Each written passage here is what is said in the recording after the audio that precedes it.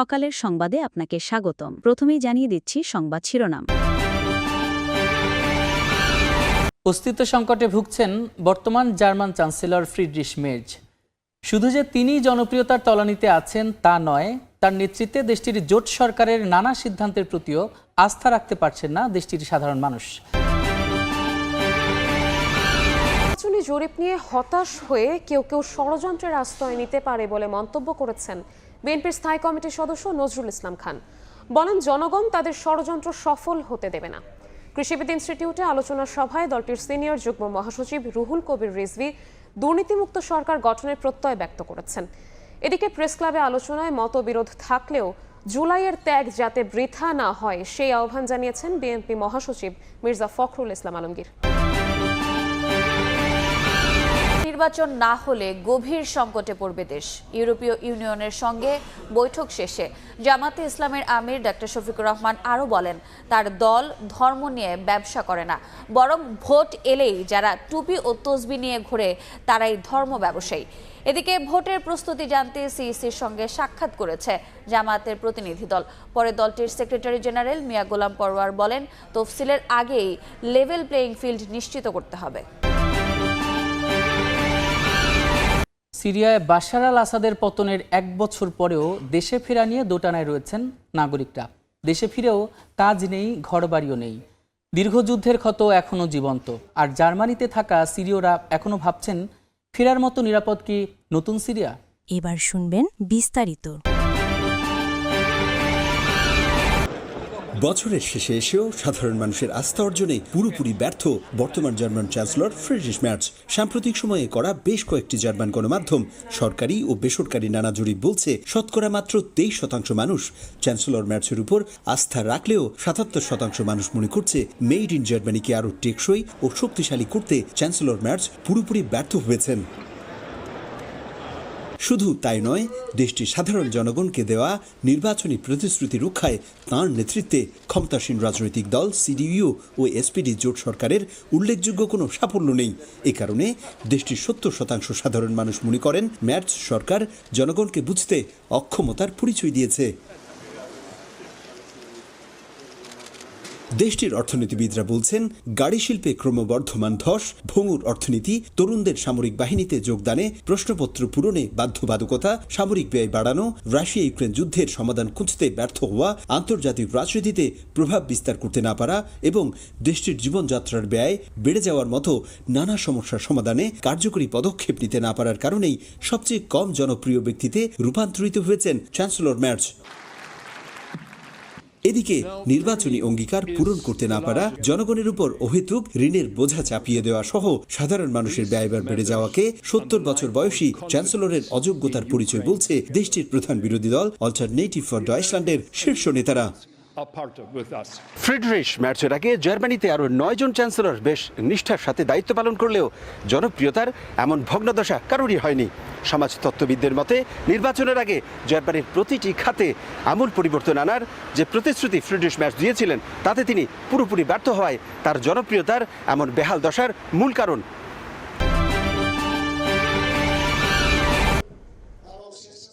গণঅভ্যুত্থান পরবর্তী দেশ গড়ার পরিকল্পনা নিয়ে বিএনপির 7 দিনব্যাপী আয়োজন। মঙ্গলবার সকালে রাজধানীর খামারবাড়ির কৃষিবিদ ইনস্টিটিউটে আলোচনা সভায় বক্তব্য রাখেন দলের শীর্ষ নেতারা। এ সময় বিএনপি দুর্নীতিমুক্ত সরকার গঠন করতে পারবে বলে মন্তব্য করেন দলের সিনিয়র যুগ্ম মহাসচিব রুহুল কবির রিজভী। বর্তমান সরকারের নির্বাচন নিয়ে কোনো ম্যান্ডেট না থাকলে তারা কোন ম্যান্ডেটের জন্য কাজ করছেন এমন প্রশ্নও তোলেন তিনি। জনগণের ভোটে নির্বাচিত হলে পরে যে বিএনপি যদি সরকার গঠন করে, তো বিএনপির প্রথম যে যুদ্ধ বা জেহাদ যেটা হবে সেটা হচ্ছে দুর্নীতির বিরুদ্ধে। একই অনুষ্ঠানে দলের স্থায়ী কমিটির সদস্য নজরুল ইসলাম খান বলেন, নির্বাচনী জরিপ নিয়ে হতাশ হয়ে কেউ কেউ ষড়যন্ত্রের আশ্রয় নিতে পারে, কিন্তু জনগণ তাদের মন স্থির করে ফেলেছে, তারাই ষড়যন্ত্র সফল হতে দেবে না। বেশি আসন এই নির্বাচনে কে পাবে, কোন দল? শতকরা 66% উত্তরদাতা বলেছে বিএনপি, আর অন্যান্য যারা তারা তো অনেক অনেক কম আর কি। হতাশ হয়ে নিরাশ হয়ে কেউ ষড়যন্ত্রের আশ্রয় নিতেই পারে। জনগণ তারাই ষড়যন্ত্রকে সফল হতে দেবে না।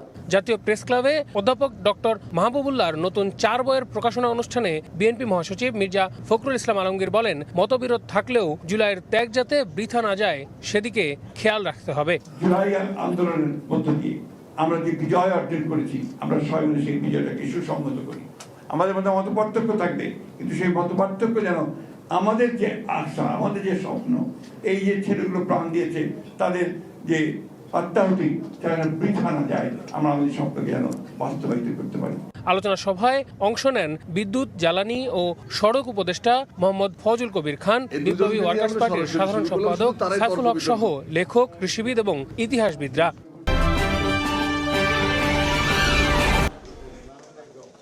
ত্রয়োদশ জাতীয় সংসদ নির্বাচন আয়োজনে প্রস্তুত ইসি। চলতি সপ্তাহেই ঘোষণা করা হবে তফসিল। এমন অবস্থায় সোমবার নির্বাচন কমিশনে জামাতের প্রতিনিধি দল 6 সদস্যের দলের নেতৃত্ব দেন দলটির সেক্রেটারি জেনারেল মিয়া গোলাম পরোয়ার। সিসির সঙ্গে বৈঠকে তফসিল, লেভেল প্লেয়িং ফিল্ড, অবৈধ অস্ত্র উদ্ধার সহ বিভিন্ন বিষয়ে আলোচনা করেন তারা।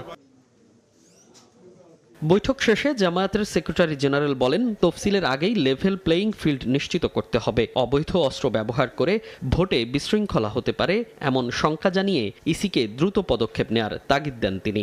নির্বাচনের লেভেল প্লেয়িং ফিল্ড সম্পর্কে নিশ্চিত করতে পারেননি এবং পারেননি যে বিদ্যমান প্রশাসনিক অবস্থার কিছু তথ্য প্রমাণ স্পেসিফিক আমরা ওনাদের সামনে তুলে ধরে বলেছি যে এই অবস্থা থাকলে এটাকে আমরা লেভেল প্লেয়িং ফিল্ড হিসেবে গ্রহণ করব না। যদি দেখি যে তফসিল ঘোষণার পর কোনো কর্মকর্তা খুব নগ্নভাবে তার নিরপেক্ষতা ভঙ্গ করছেন, আমরা এগুলো আপনাদের নোটিশে আনবো।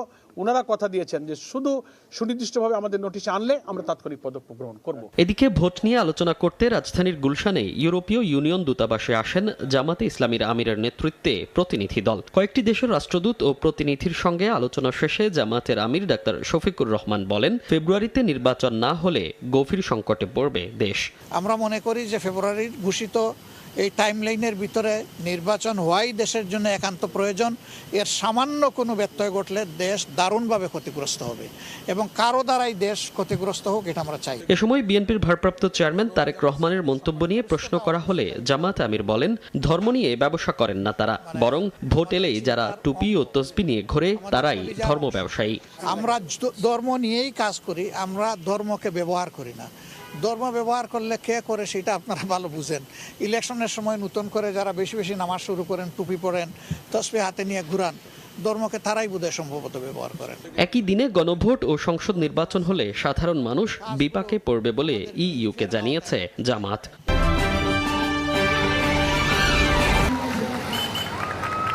সিরিয়ার সাবেক প্রেসিডেন্ট বাশার আল আসাদ ক্ষমতাচ্যুত হয়েছেন 1 বছর আগে। এরপর ক্ষমতা হাতে তুলে নেন বর্তমান প্রেসিডেন্ট আহমেদ আল শারার। এই 1 বছর পূর্তি উদযাপন করতে দামেস্কের উমাইয়া স্কয়ারে জড়ো হন হাজার হাজার মানুষ। জয়ধ্বনিতে জনসমুদ্রে পরিণত হয় গোটা এলাকা। যুদ্ধকালীন সামরিক পোশাকে ভোরে নামাজ পড়েন প্রেসিডেন্ট আহমেদ আল শারা। এদিন তিনি এক বক্তব্যে বলেন, বিশ্ব সিরিয়াকে আর করুণার চোখে দেখে না, সম্মান ও গর্বের চোখে দেখে। মাত্র 1 বছরে তারা আলো ফিরিয়ে এনেছেন বলেও দাবি করেন তিনি। কিন্তু উৎসবের আড়ালে যুদ্ধপেরা মানুষের গল্প একেবারেই আলাদা। বিভিন্ন দেশ থেকে ফিরে বাসিন্দারা দেখছেন ঘর নেই, কাজ নেই, জমিও খরায় চৌচির। গেল 1 বছরে সিরিয়ায় ফিরেছেন 10 লাখের বেশি বাসিন্দা। ধ্বংস হওয়া অবকাঠামো, বেকারত্ব আর সেবা সংকট তাদের জীবনকে আরও কঠিন করে তুলেছে। এছাড়া জার্মানিতে থাকা সিরীয়দের মনেও দেখা দিয়েছে দোটানা। মনোরোগ বিশেষজ্ঞরা বলছেন, অনেকেই জার্মানিতে জীবন গড়ে নিয়েছেন। সন্তানরা স্কুলে যায়, তাই দেশে ফেরা সহজ হবে না। এছাড়া যারা নাগরিকত্ব পাননি তারাও ভয় পাচ্ছেন হঠাৎ কোনো চিঠি এসে বলবে ফিরে যেতে। গত মাসে জার্মান চ্যান্সেলর ঘোষণাও দিয়েছেন, যুদ্ধ শেষ, তাই সিরীয়দের আর আশ্রয়ের কারণ নেই। উদযাপনের দিনে কুর্দি বাস্তুচ্যুতদের জীবনও অনিশ্চয়তায়। আশ্রয় কেন্দ্র থেকে ফিরে সাধারণ মানুষ বলছেন, সারা দেশ উদযাপন করছে, কিন্তু তারা কিছুই অনুভব করেন না। ফেরার নিরাপত্তা নেই। তাছাড়া ঘর ছাড়া মানুষ কিভাবে স্বাধীনতা উদযাপন করবে? কিংবা ফেরার মতো নিরাপদ কি নতুন সিরিয়া?